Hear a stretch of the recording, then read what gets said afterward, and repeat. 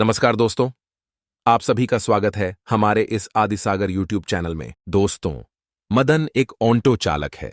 वह अपना ऑटो चलाया करता है और उसी से अपना गुजारा किया करता है। तभी एक दिन अचानक से उसे ट्रैफिक पुलिस रोक लेती है और कहती है कि तुमने ट्रैफिक नियमों का उल्लंघन किया है, तुम्हें जुर्माना भरना पड़ेगा। मदन कहता है कि मैंने कौन से ट्रैफिक नियमों का उल्लंघन किया है, मुझे जरा बताएंगे। तो उसके बाद पुलिस वाले कहते हैं कि या तो जुर्माना भर वरना तुम्हें हमारे साथ थाने में चलना पड़ेगा।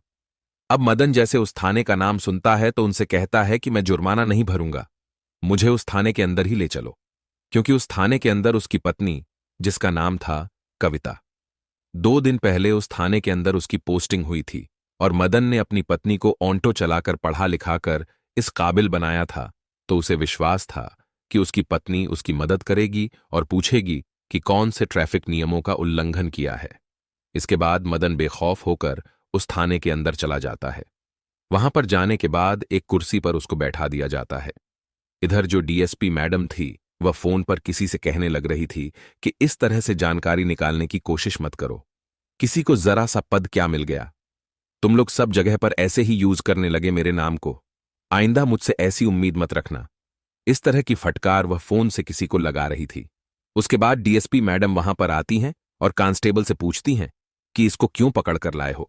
उसके बाद कांस्टेबल बताता है कि इसने ट्रैफिक नियमों का उल्लंघन किया है और यह जुर्माना देने से मना कर रहा है। अब इसके बाद मदन आशा भरी निगाहों से अपनी पत्नी की तरफ मुस्कुराकर देख रहा था, लेकिन तभी उसकी पत्नी कहती है कि अगर यह जुर्माना नहीं दे रहा है तो इसका ऑटो जब्त कर लो, इसको यहां से भगा दो। इस बात को मदन जैसे ही अपनी पत्नी के मुंह से सुनता है तो एकदम हैरान और परेशान सा हो जाता है, क्योंकि उसकी पत्नी को उसने ऑटो चलाकर पढ़ा लिखाकर इस लायक बनाया था और उसकी पत्नी ने आज उस ऑटो को ही बंद करने के लिए बोल दिया था, जिस ऑटो की वजह से वह डीएसपी बनी थी। अब इसके बाद मदन मायूस हो जाता है और कविता की तरफ सूखी सी आंखों से देखने लगता है। उसके बाद उसकी पत्नी हवलदार से कहती है कि जल्द से जल्द इसे यहां से निकालो और इसके ऑटो को जब्त कर लो, कल आकर यह कोर्ट से छुड़ा लेगा।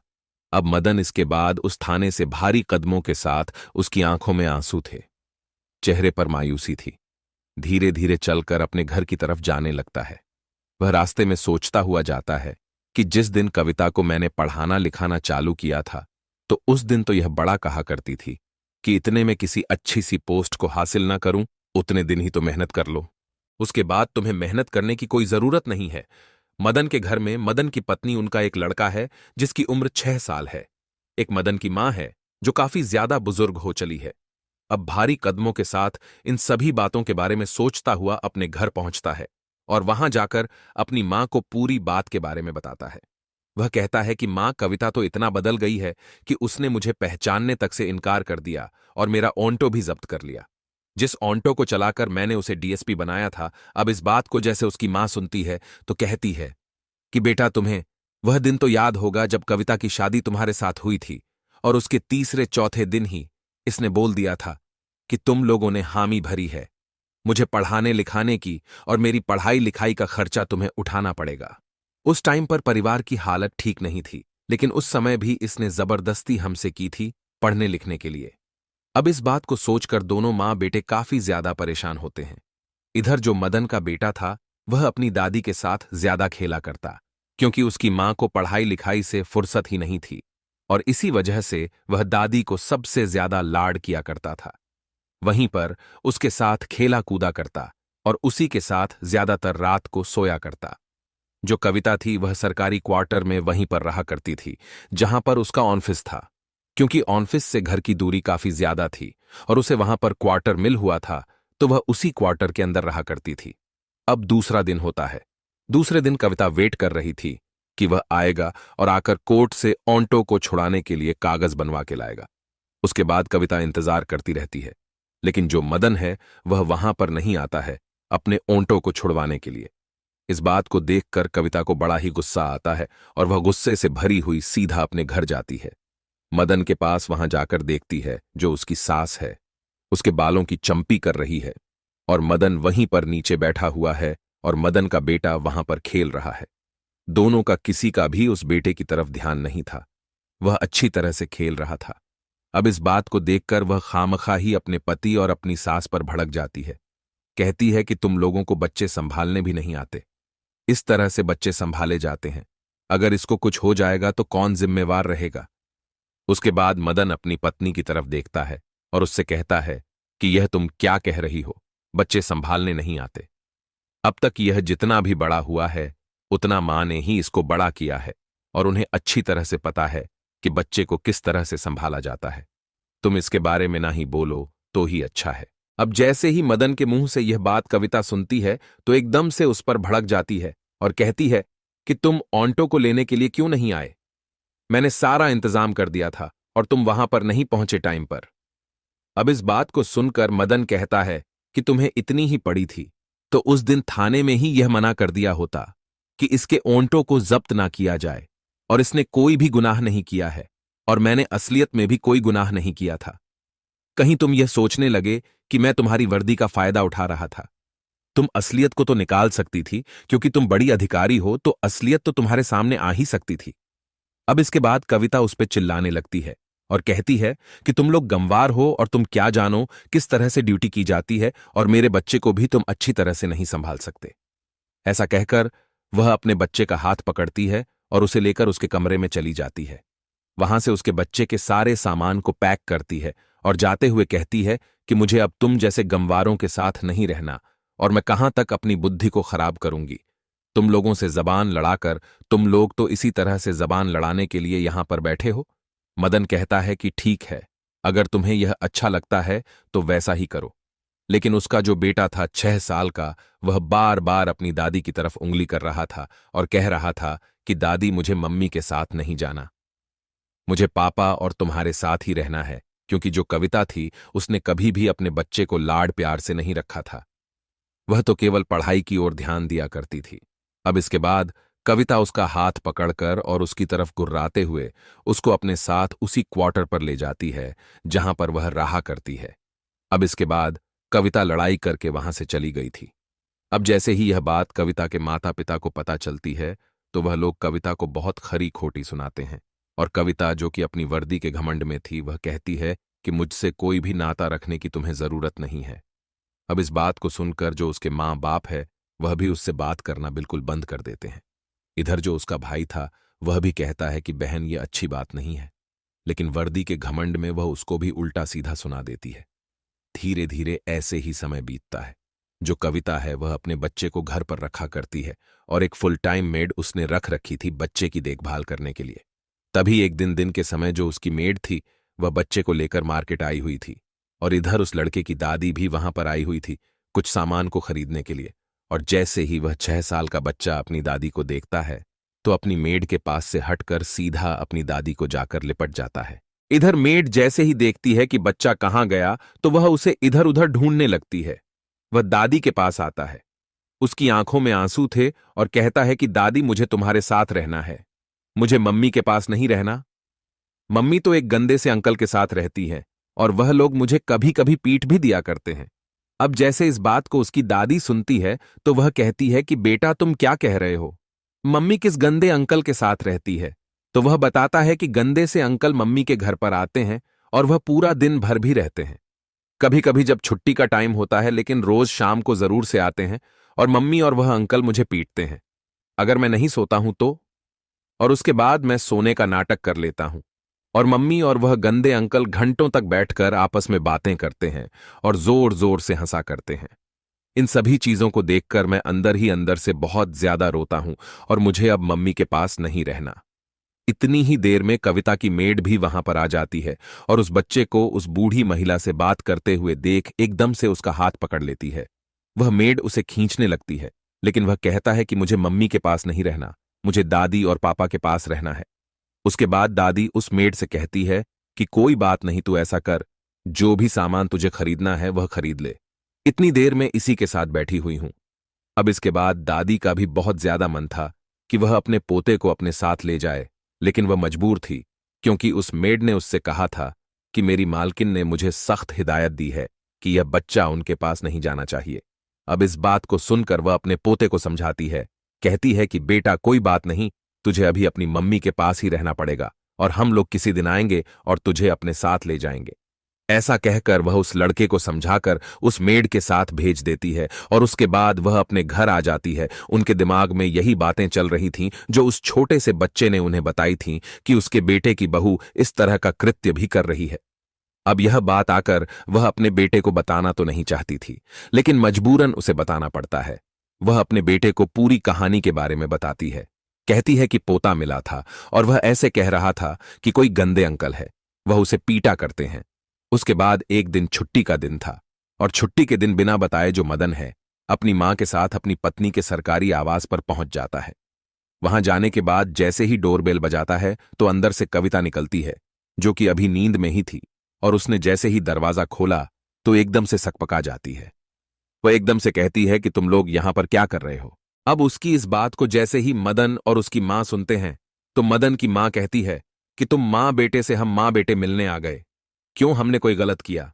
अब इस बात को सुनकर जो कविता है वह एकदम से चुपचाप सी खड़ी रह जाती है। इसके बाद मदन उस घर के अंदर घुसता है और वह देखता है कि उसके कमरे के अंदर बेड के ऊपर एक नौजवान लड़का लेटा हुआ है और उनका जो बच्चा है वह दूसरे बेड पर ऐसे ही पड़ा हुआ है। अब इन सभी चीजों को देखने के बाद मदन को बड़ा गुस्सा आता है और वह एकदम से एक जोरदार चांटा अपनी पत्नी को जड़ देते हैं।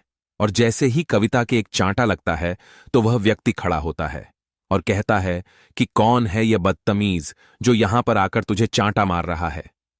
उसके बाद कविता एकदम से उस व्यक्ति से कहती है कि यही तो है मेरा निकम्मा गवार पति। अब इस बात को जैसे मदन सुनता है उसे और भी ज्यादा गुस्सा आता है। गुस्से के मारे उसका शरीर कंपन करने लगता है, लेकिन उसकी मां ने उसे समझा रखा था कि बेटा इस तरह से नहीं किया करते। यह पहला चांटा तो उसने ऐसे ही मार दिया था क्योंकि वह भावनाओं में बह गया था। अब इसके बाद वह जाता है और अपने बेटे को अपनी गोद में उठाता है और कहता है कि अच्छा, तो इसीलिए तुम यहां पर रहा करती थी। दरअसल दोस्तों, जो और व्यक्ति था जिस अंकल के बारे में उनका लड़का बात कर रहा था वह और कोई नहीं, कविता का सीनियर था, जो ट्रेनिंग के दिनों से ही कविता के साथ अवैध प्रेम प्रसंग में था। अब इसके बाद जब सारा भेद खुल ही गया था तो कविता भी कहती है कि चलो ठीक है, यह तो अच्छा हुआ जो तुम लोगों ने आकर अपने आप ही देख लिया। वह कहती है कि मुझे तुम जैसे गंवारों से कोई रिश्ता नहीं रखना और आज के बाद मुझे अपनी शक्ल मत दिखाना। इसके बाद मदन अपने बच्चे को लेकर वहां से जाने लगता है। उसकी मां भी पीछे मुड़कर जाने लगती है। तभी कविता एकदम से मदन को रोकती है और कहती है कि जाते जाते इस काम को और कर जाओ। मैंने डिवोर्स के पेपर पहले ही तैयार कर रखे हैं और इस पर साइन भी कर दो। उसके बाद मदन उन पेपरों पर साइन कर देता है और वहां से अपने बच्चे को लेकर चला जाता है। वह घर जाकर एक कमरे के अंदर बैठे हुए थे। उसने कविता को डिवोर्स दे दिया था। डिवोर्स भी उनका लगभग कंप्लीट ही हो गया था क्योंकि कविता ने पहले से ही डिवोर्स के पेपर बनवा रखे थे। अब कुछ दिनों तक उनका केस चलेगा और केस चलने के बाद उन दोनों का डिवोर्स हो जाएगा। अब मदन घर के अंदर बैठा है। उधर उसकी मां बैठी हुई है और वह सोच रही है कि किस तरह से बेटे की गृहस्थी को अच्छी तरह से चलाया जाए। अब उसके बाद मदन की मां पुरानी संदूक को खोलने लगती है और उसमें ढूंढने लगती है कि शायद ऐसा कुछ मिल जाए जिससे फिलहाल कुछ थोड़ा बहुत काम करने के लिए हमें मदद मिल सके। ढूंढते ढूंढते संदूक के सबसे नीचे उसे एक पेपर मिलता है, एक जमीन का। उसके बाद में उस पेपर को मदन को दिखाते हुए कहती है कि बेटा देखो ये क्या चीज है। उसके बाद में उसका बेटा उस पेपर को पढ़ता है और उस जगह के बारे में जब पता चलता है तो वह जमीन कई करोड़ रुपए की थी। अब जैसे ही वह जमीन के बारे में उन्हें पता चलता है तो वह लोग उस जमीन को बेचते हैं और उससे करोड़ों रुपए उनको मिल जाते हैं। अब करोड़ों रुपए उनके पास आ गए थे। अच्छा सा घर बनाते हैं और जो मदन था, मदन पढ़ने में काफी ज्यादा होशियार था, लेकिन अपनी पत्नी की पढ़ाई के लिए उसने अपनी पढ़ाई को दांव पर लगा दिया था। पत्नी की पढ़ाई करवाने के लिए उसने अपनी पढ़ाई को छोड़ दिया था और वह ऑन्टो चलाकर अपने घर का भरण पोषण किया करता है और अपनी पत्नी को ही पढ़ाया लिखाया करता था। तो वह फैसला करता है कि मैं भी अच्छी तरह से पढ़ाई लिखाई करूंगा और मैं दोबारा से एक अच्छे से मुकाम को हासिल करूंगा। इसके बाद मदन अपनी पढ़ाई को दोबारा से चालू कर लेता है। इधर उसकी जो मां थी वह भी घर के अंदर ही अचार और पापड़ बनाने का बिजनेस चालू कर लेती है और जो उसके पोते की मेड थी, जिसको उसकी पत्नी कविता ने रख रखा था, उसे मेड को बुलाकर उस घर के अंदर उस बिजनेस को अच्छी तरह से चलाने लगती है। धीरे धीरे वह लोग मेहनत करते हैं और मेहनत करते हैं। उनका बिजनेस अच्छी तरह से चलने लगता है। पैसे भी उनके पास अच्छे खासे थे। उनका बिजनेस भी चलने लगा था तो अब मदन को कोई भी प्रॉब्लम नहीं होती है, उसे कमाने की भी कोई दिक्कत नहीं है और वह अच्छी तरह से अपनी पढ़ाई पर फोकस करता है। फोकस करने के बाद लगभग 2 साल के बाद उसका सिलेक्शन एसपी के पद पर हो जाता है। अब जैसे ही वह एसपी बना था तो खबरों में उसका ही नाम चला करता था। कोई कहता कि ऑन्टो वाला एसपी बन गया। उसने मेहनत की और कोई उसकी मां से आकर पूछा करता। बहुत सारे लोग इंटरव्यू लेने के लिए उनके घर पर आया करते और उसका अच्छी तरह से इंटरव्यू लिया करते थे। अब एसपी बनने के बाद उसी एरिया में अपनी पोस्टिंग करवा लेता है जहां पर उसकी पत्नी की पोस्टिंग थी और वहीं पर रहकर अपनी ड्यूटी को करने लगता है।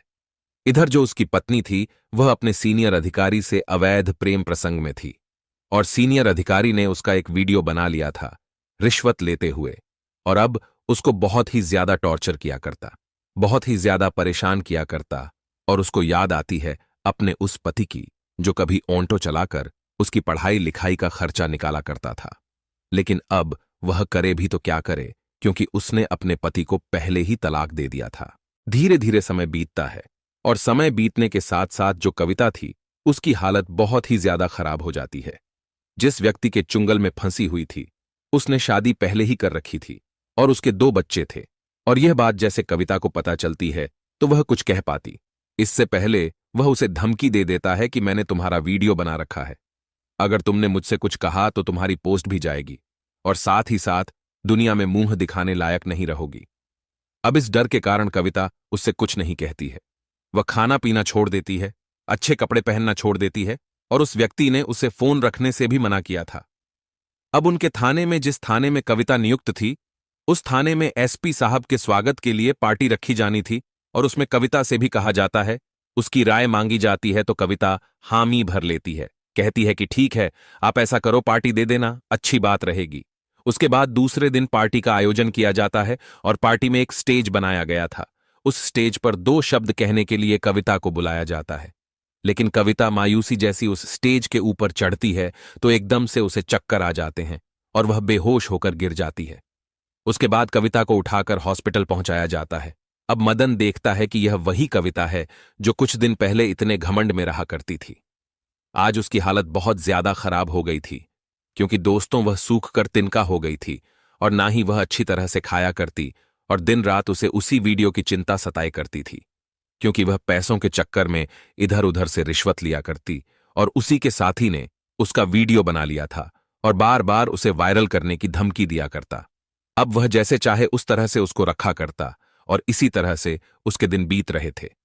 हॉस्पिटल में जाती है। हॉस्पिटल में डॉक्टर साहब कहते हैं कि कमजोरी के कारण इसकी हालत हुई है। अब जब मदन इस बात को सुनता है तो बड़ा ही हैरान होता है। वह सोचने पर मजबूर हो जाता है कि एक डीएसपी को ऐसी क्या कमजोरी हो गई।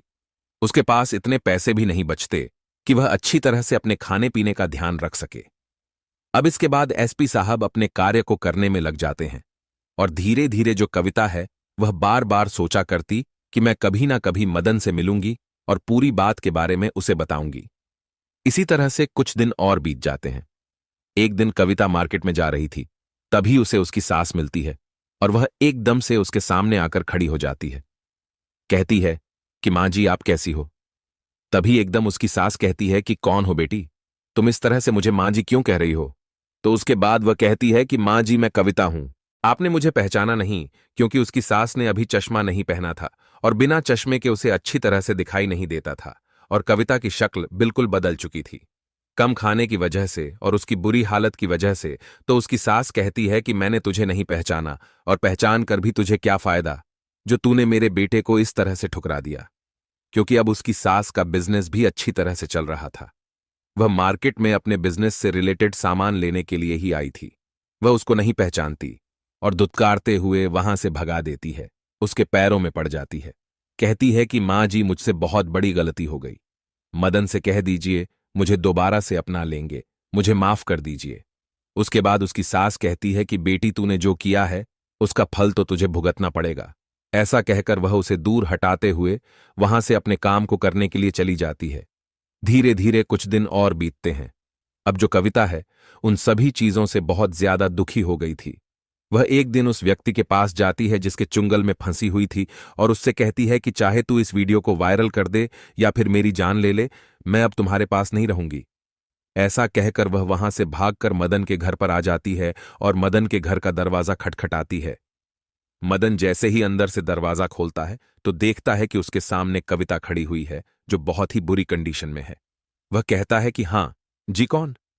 आपको किससे मिलना है? तो कहती है कि मदन, मैं कविता हूं, मैं तुम्हारी पत्नी हूं और तुम्हारा बच्चा मेरे पास है। तो मदन कहता है कि इस बच्चे के लिए तो मैं पहले ही तुम्हें तलाक दे चुका हूं और इस बच्चे को मेरे पास ही रहना है। मैं तुझे नहीं जानता, तू कौन है। अगर आज के बाद तू यहां पर आई तो मुझसे बुरा कोई नहीं होगा। ऐसा कहकर मदन दरवाजे को उसके मुंह पर ही बंद कर देता है। कविता की आंखों से आंसुओं की झड़ी बह रही थी और वह बहुत ही ज्यादा चीख चीख कर रो रही थी। अब इस बात को मदन की मां भी अंदर से सुन रही थी, लेकिन वह कुछ भी रिएक्शन नहीं करती है, क्योंकि कविता ने मदन के साथ बहुत गलत किया था और उस बात के बारे में मदन की मां को पता था। अब इसके बाद वह वहां से जा ही रही थी। तभी एकदम से उसे पता चलता है कि जो वीडियो उस व्यक्ति ने उसका रिकॉर्ड किया था वह वायरल कर दिया है और उसको वायरल होने की वजह से उसकी ड्यूटी भी छूट गई है। अब इन सभी चीजों को देखते हुए कविता बहुत ही ज्यादा परेशान हो जाती है और वह अपने भाई के पास फोन करती है, लेकिन उसका भाई भी उससे नफरत किया करता है, क्योंकि कविता ने जब दूसरे व्यक्ति के साथ अवैध प्रेम प्रसंग बनाए थे तो उस वजह से उसके माता पिता कुछ दिनों में इस गम के कारण इस दुनिया को छोड़कर जा चुके थे और इन सभी का जिम्मेदार वह अपनी बहन कविता को मानता था। और बहुत दिन पहले उसने अपनी बहन से कह दिया था कि मुझसे तुम्हें कोई भी ताल्लुकात रखने की जरूरत नहीं है। आज से तू मेरे लिए मर गई है और मैं तेरे लिए मर गया हूं। इसी वजह से वह भी उसका कोई साथ नहीं देता है। इधर जो व्यक्ति था जिसके प्रेम प्रसंग में फंसी हुई थी, वह वहां से उसके घर से सारा पैसा जेवर लेकर भाग गया था और उसके बाद उसने उसकी वीडियो भी वायरल कर दी थी। अब वीडियो वायरल हो गई थी, उसकी नौकरी छूट गई थी